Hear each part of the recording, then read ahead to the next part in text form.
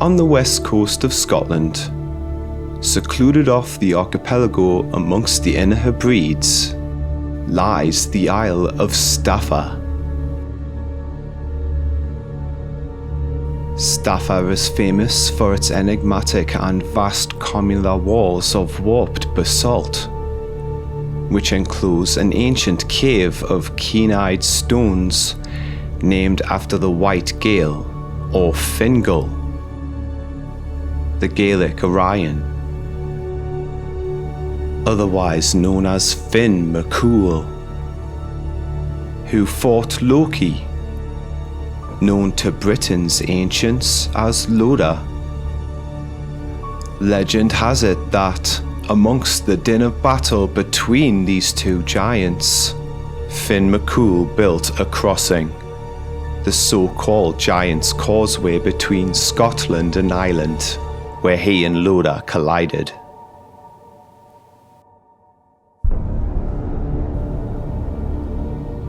On the island of Staffa, off Iona, where is the famous Fingal's Cave, the basaltic columns break through in places and form avenues, guarded by rocks of peculiar forms. These same basaltic columns are not peculiar to Staffa above, but can be seen on Ross of Mull, the Gavelloch Isles, and on Giant's Causeway, directly south of Staffa.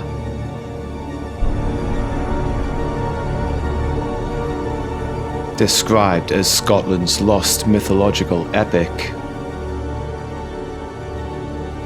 Fingal and Loda's encounter brings about a collision of worlds. Cruth Loda bends from high like formless meteor in clouds. He sends abroad the winds and marks them with his signs. He is the setting meteor to the weak in arms, bright as a rainbow on streams. Rolled around them is the dark red cloud of Loda. High from its top looked forward a ghost, half formed of the shadowy smoke. A blast came from the mountain. On its wings was the spirit of Loda. His eyes appear like flames in his dark face. His voice is like distant thunder. I look on the nations, and they vanish. My nostrils pour the blast of death. The blasts are in the hollow of my hand. The course of the storm is mine. Fingal, advancing, drew his sword, the blade of dark brown Luno. Fly from my presence, Prince of Darkness! Call thy winds and fly! Fingal, or Finn MacCool, defeated Loda by throwing him down and shutting his nemesis within a fiery tomb, making the Isle of Staffa the final resting place of the Son of Darkness. A mysterious place, where the towering amorphous columns still confound geologists' attempts to explain the forces behind the creation of such formations.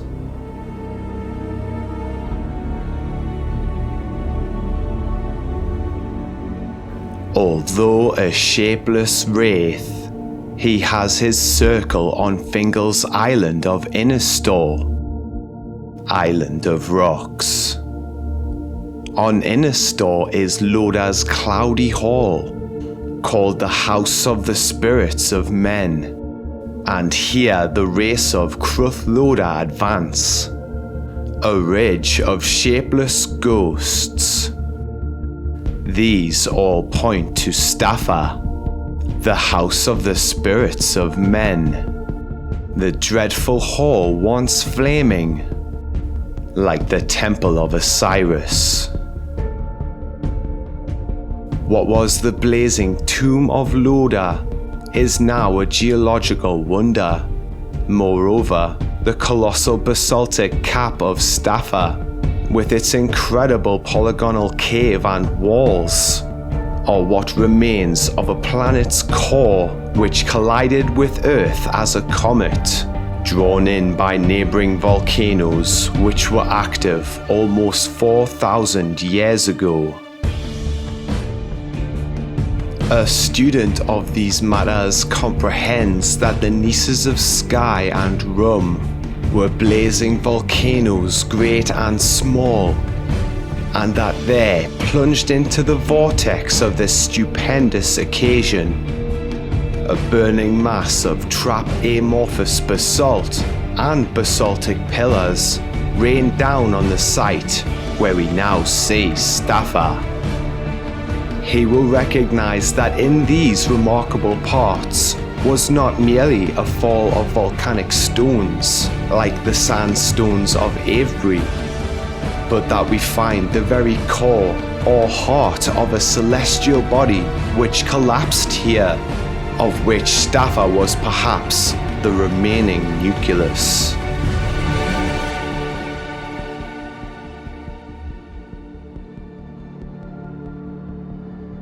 Certainly, the British Isles were looked upon by the classic nations as extraordinarily holy, inexplicably full of magic, and the centre of the underworld faith.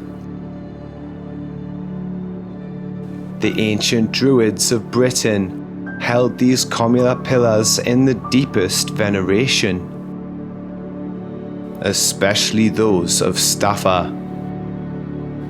Similar pentagonal pillars are found on the edge of the crater of Comyns Beaumont, leaving the inference that we actually find in that small extinct volcano not merely a meteor, but the heart of some former planet, which by fortuitous circumstances was hurled on Earth in Arizona. On the evidence of the Golspie stone, read as relating to 1560 BC, a comet or two comets struck the Earth, one probably collapsing on the lands of Scandinavia, the other on those of northern Britain. The residue of the latter, its very core, fell in the Hebridean Sea, and part survives as Giant's Causeway. Also where is now Staffa and the Gavelok Isles, consisting of these same commular columns drilled by magnetic currents.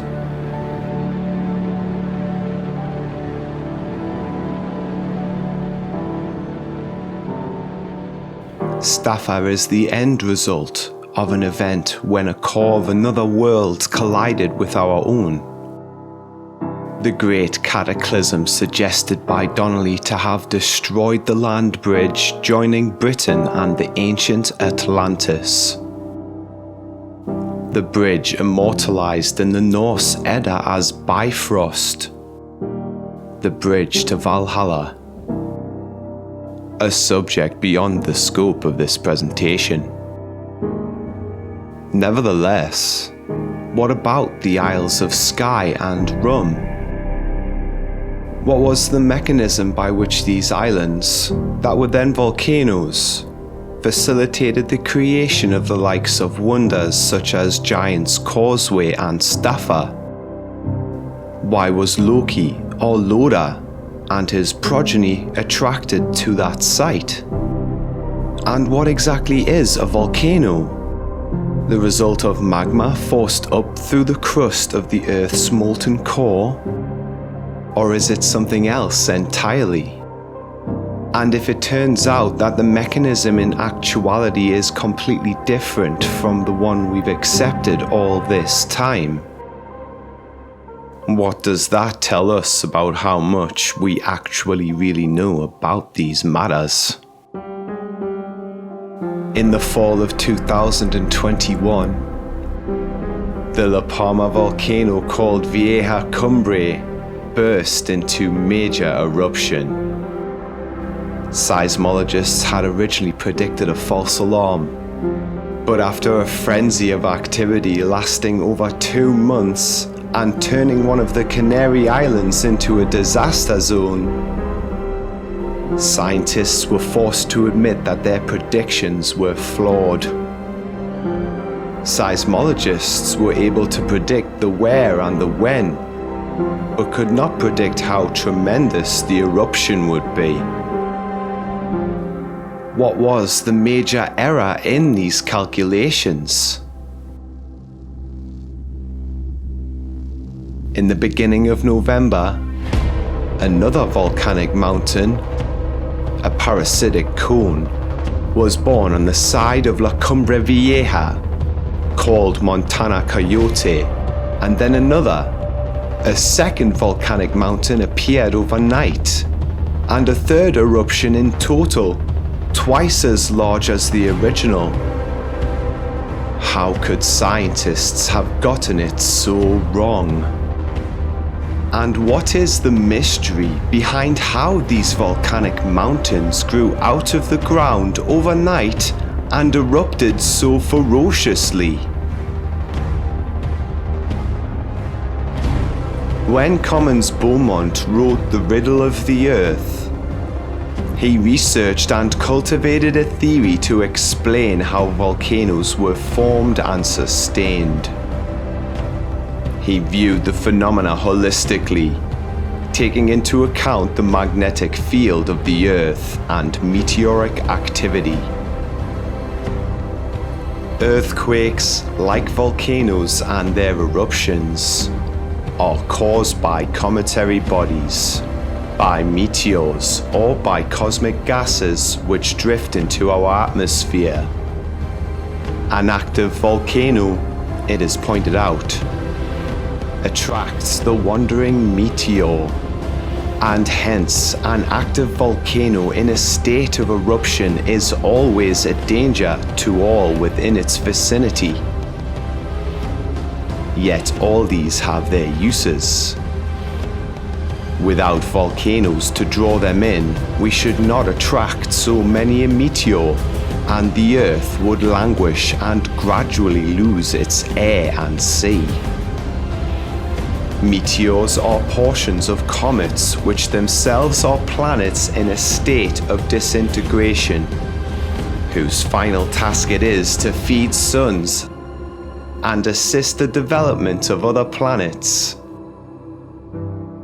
And that the final fate of our Earth will be as a comet, destined to feed another sun and perhaps deposit germs of life on another planet.